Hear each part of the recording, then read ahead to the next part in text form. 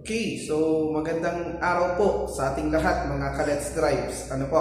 So, dito po, ngayon, ituturo ko po sa inyo, ano po ba yung duties and responsibilities ng isang driver. So, mahalaga po ito kapag tayo po ay nagmamaneho. Ano po? So, dito po kay Let's Drive, kapag kayo po ay nag-seminar sa amin, itinuturo namin yung mga bagay na ito kasi kapag kayo na po yung nagmamaneho ng inyong sasakyan, kailangan po safe kayo, safe kami na makakasalubong nyo araw-araw at safe din po yung mga pasahero po natin. Ano po? Kung paanong buhay tayo nang umalis, dapat po buhay din po tayo ng bumalik. Okay? So, ano po ba yung duties and responsibilities ng isang driver? Okay? Ituturo po namin ito ngayon sa inyo. Okay? Sana po, check nyo po kami, Let's Drive Marilao. Okay? Or visit nyo po kami dito sa Let's Drive Bukawi po, near Bukawi, LTO Bukawi Extension po. Okay? So, kita-kita po tayo dito,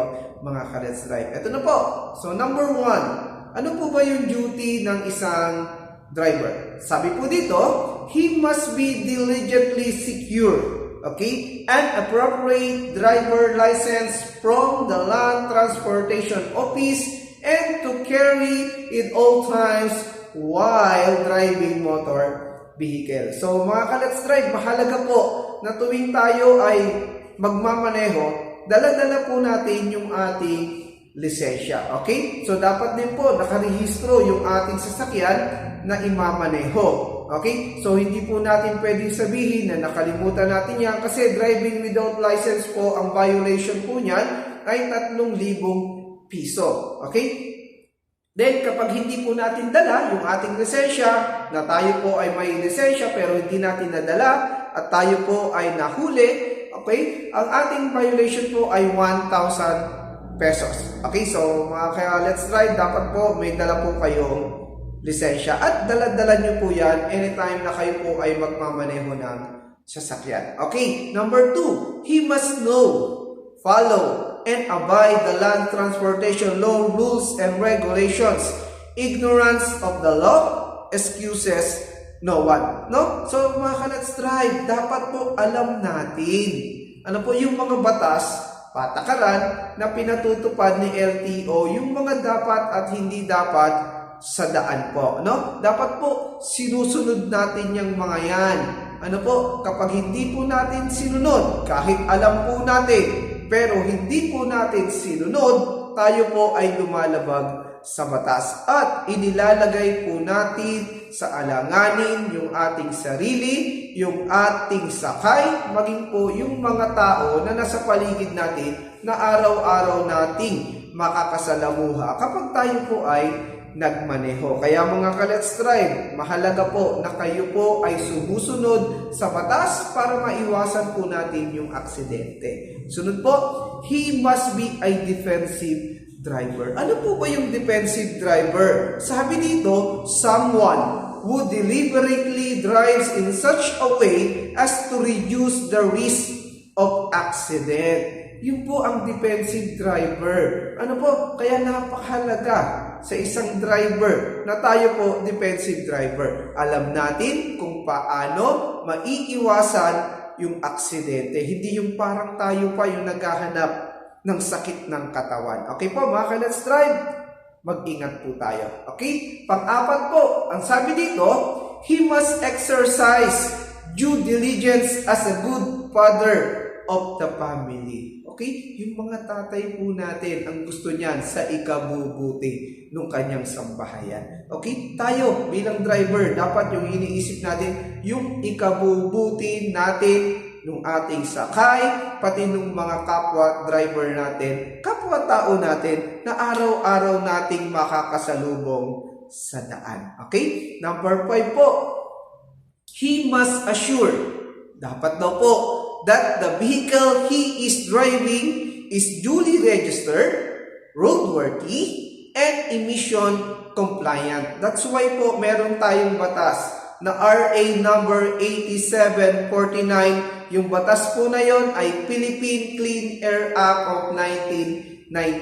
na dapat daw po yung ating sasakyan bago po natin gamitin, masigurado natin, yan po ba ay roadworthy sa kalsada? Yan po ba ay pakinabang sa daan? Yan po ba ay pumasa sa emission compliant? Kasi alam po natin yung ating sasakyan po, no? 80% o 82% no, ng air pollution nanggagaling po yan sa mga sasakyan na gamit-gamit po natin. So dapat ma-check po natin kasi may batas tayo na RA 8749 which is the Philippine Clean Air Act of 1999 na dapat mapangalagaan din natin yung ating kapaligiran. Ano po? Kasi napakadelikado po yung masamang usok na nanggagaling sa ating sasakyan, no? So kapag tayo pumasa sa emission compliant, na double check na yung ating sasakyan ay roadworthy, that is the time na pwedeng iparehistro na yung ating sasakyan, no? So tandaan po natin kung paano si driver may lisensya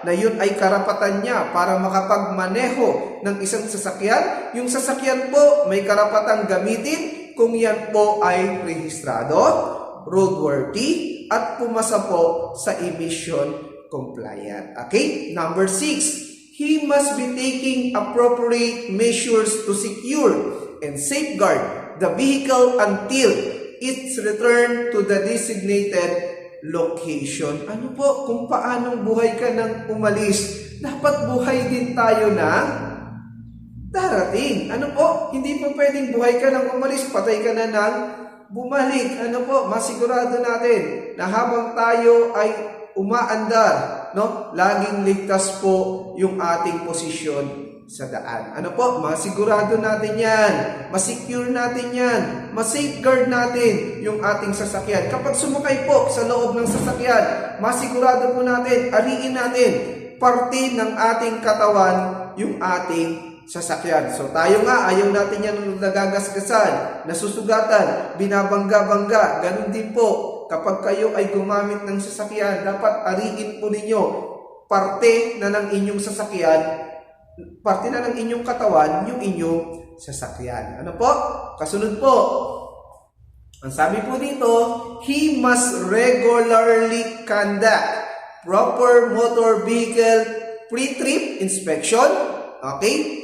Blow baga and safety with dads and to correct the defects or non-conformities in order to avoid accidents or delay. Know the road crashes and can be prevented because it can't be predicted. Okay? Pwede po natin gawin yung mga yan o blow bagets. Ngayon po, blow bagsi. Okay? Check po natin yung ating battery, yung lights, yung oil, yung water, no? I-check po natin yung mga yan, yung ating sasakyan. At i-double check din natin yung ating sarili, no? Tayo po ba ay pwedeng magmaneho o hindi? Tayo po ba ay delikado o hindi? Okay? Baka kasi pagod ka, may problema ka, tapos magmamaneho ka, delikado po iyon. Ikaw ba'y nakainom? Bawal po iyan. Siguraduhin mo natin na kapag tayo ay magmamaneho, kung paanong nakakondisyon yung ating sasakyan, dapat din po nakakondisyon din po si driver. Okay?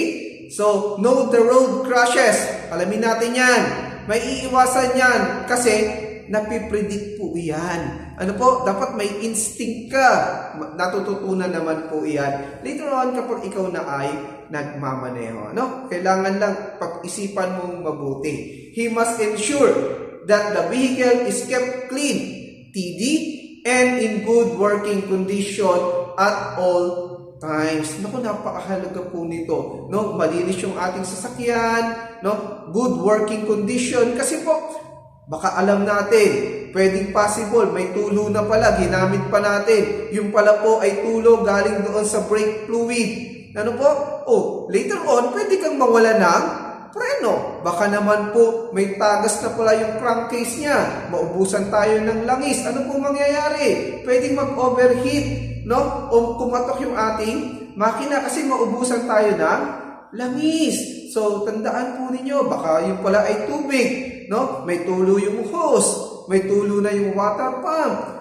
Yun po, kapag ganyan po, pwede tayong maaksidente, pwede tayong magkaroon ng aberya sa kalsada po, no? Huwag po natin gagawin niya. Kaya bago gamitin yung sasakyan, masigurado po natin yung ating sasakyan ay good working condition sa lahat ng pagkakataon na ito po ay ating gagamitin. Number 9, he must know what to do in case of accident or incident. Yan po, itinuturo po yan kapag kayo ay nag-theoretical driving course po. Okay, kung gusto nyo po, pwede po namin kayong turuan ng mga bagay na yan at mas lalo po natin yan ma-explore, no? Kapag kayo po ay nag-take po ng practical dito ng theoretical dito Let's Drive Marilao po. Ano po ba yung ibig sabihin niyan?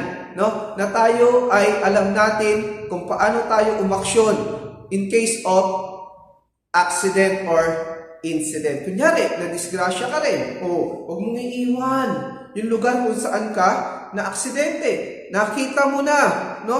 Yung lugar, nasagi mo na. Huwag mong tatakbuhan.